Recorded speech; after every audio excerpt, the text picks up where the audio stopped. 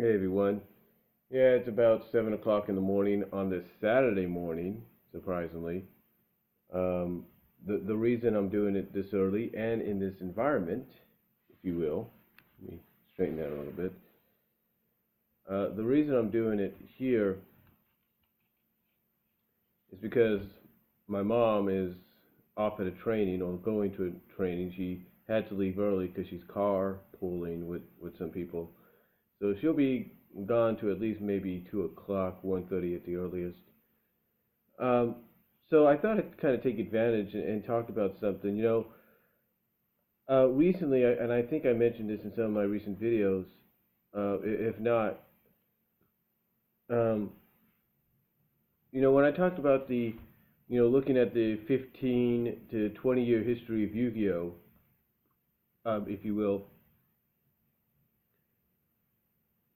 I mentioned, I believe, in that video about Yu-Gi-Oh Season Zero and how I feel for kids didn't want to take advantage of it because it might have been a little too violent, a little too brutal, if you know what I mean, or a little too intense for normal viewing on a Saturday morning or weekday after school, weekday afternoon. So, unfortunately, it was never really brought here to the States. Now, in Japan, it's known as sort of like the first season of Yu-Gi-Oh, which is ironic since they kind of rebooted it a little bit uh, about 2 years later. Now I do have to correct myself when I said something in that two-part video looking at when I talked about the 15 to 20-year history. I mentioned that Toei Animation did the Yu-Gi-Oh was responsible for the anime that we got of Yu-Gi-Oh here in the States, and that is wrong.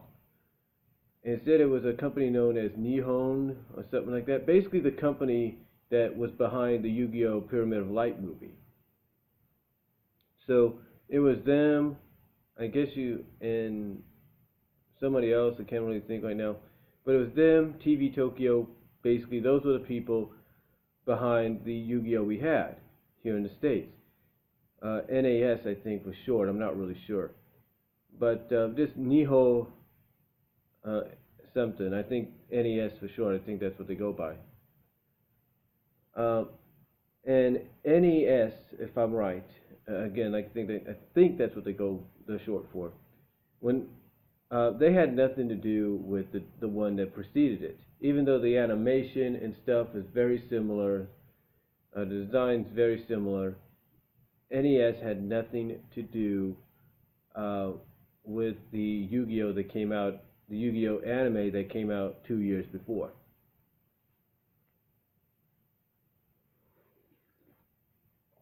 Now, the thing about Yu-Gi-Oh! Season Zero, as it's known here by the fans, is it's based.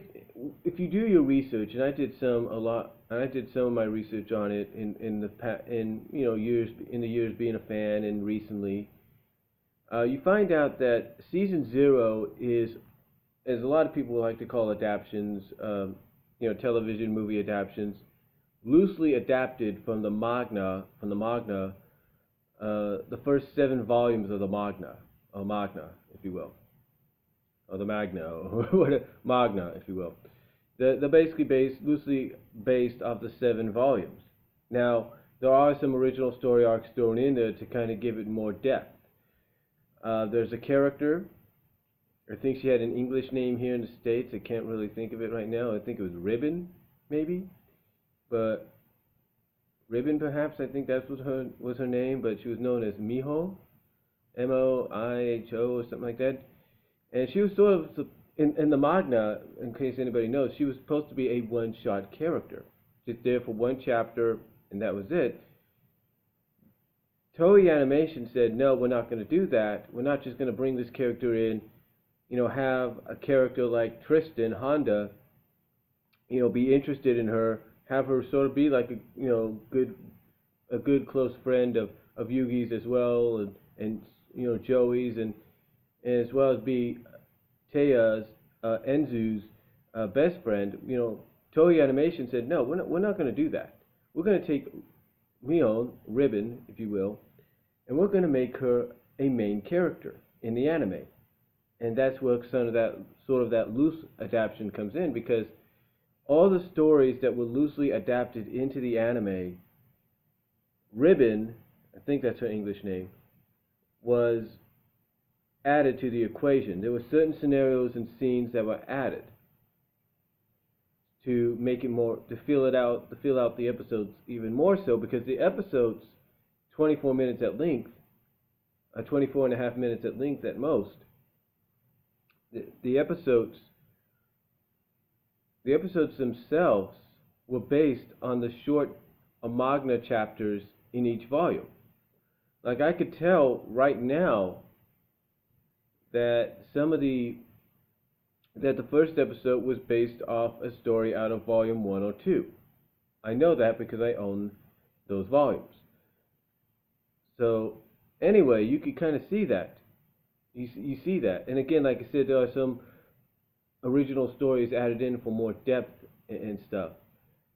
And again, when I talk about loose adaptation, instead of having the characters get killed off, the characters that duel Yugi when he becomes Yami, instead of the characters dying or something like that, or burning up themselves, instead they kind of switch it around to where the penalties are more of an illusion.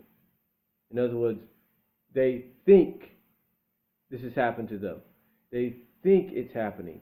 It basically, they're blinded basically by their own greed, their own selfishness.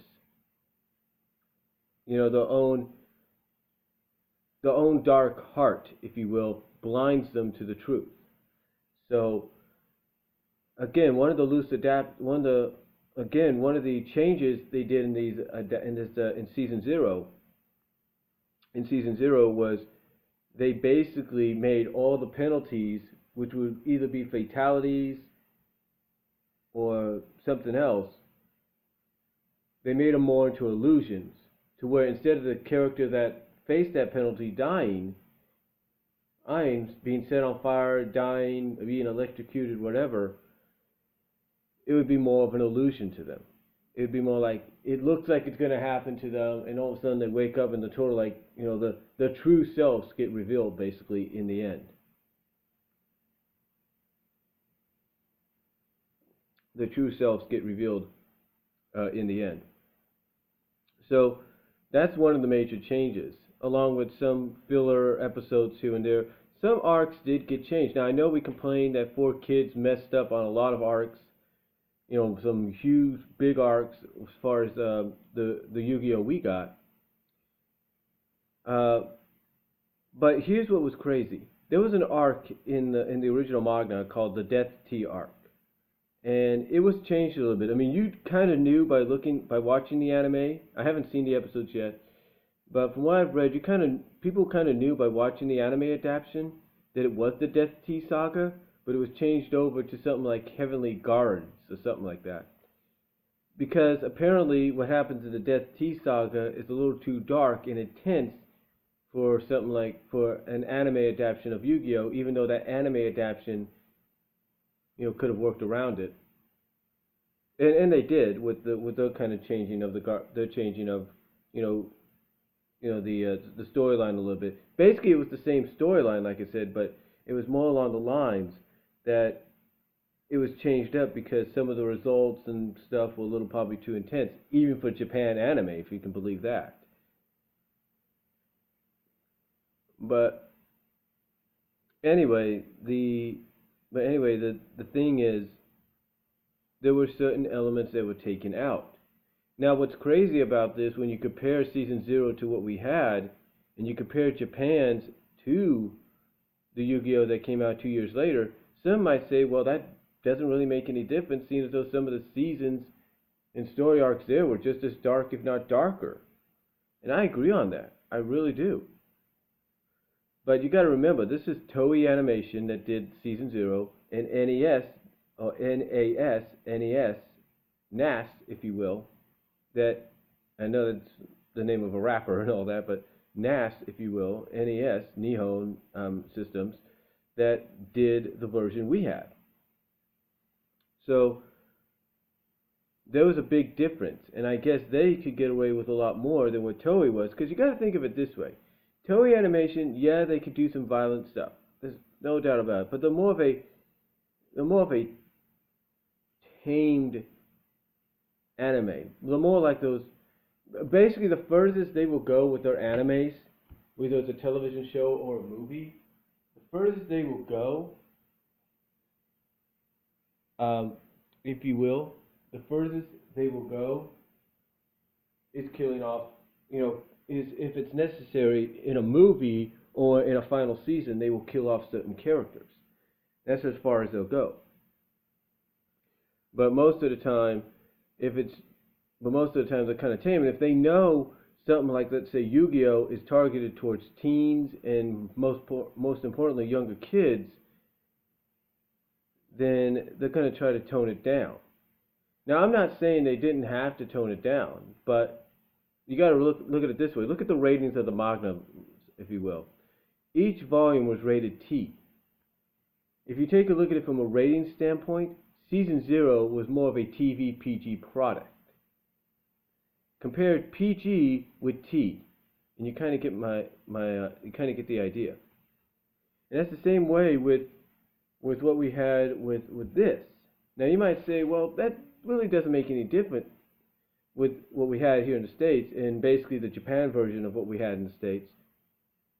But again, like I mentioned earlier, you might say, well, that was dark, if not darker at times.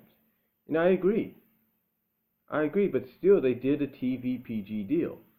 They did it to the point that, yeah, you saw characters getting killed. You saw characters spitting out blood and all that.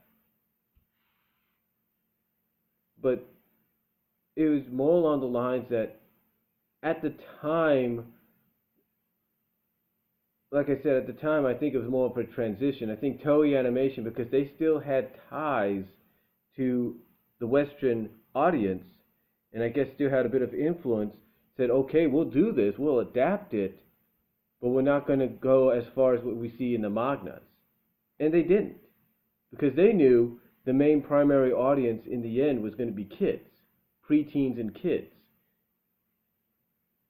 But when Neon, or NAS, if you will, took over, NES took over the Yu-Gi-Oh! Animation and franchise 2 years later, they're more known, if I remember correctly, I think from what I understand, they're more known for doing animes, not just for kids, but they're known for doing animes for all genres. They're known for doing animes that are targeted towards teenagers, targeted towards adults, targeted towards mature audiences at times if necessary. And when they saw the manga probably and saw how violent it could be, they looked at it like, you know what? We need to really stay true to what's in the manga. We need to stay true to it and go in that direction. We can't change anything up that much. And if we do, it can't be that much. We can't really change as much as, Toei did. So, anyway, though, in a sense, getting back on track here, in a sense, Toei Animation, despite being loosely adapted, adding some extra filler arcs and all that to fill up a 27 episode season, did a decent job because in a sense they still kind of stayed true. True, they added elements here and there. But what adaptations, if you will, have not done that in animation, live action, movies, television? What adaptations of books, mangas, comics, and everything have not done that? I mean, heck, 50 Shades of Grey, from what I understand, changed some things up as well. So, I know that's a strange comparison, but that's what I read.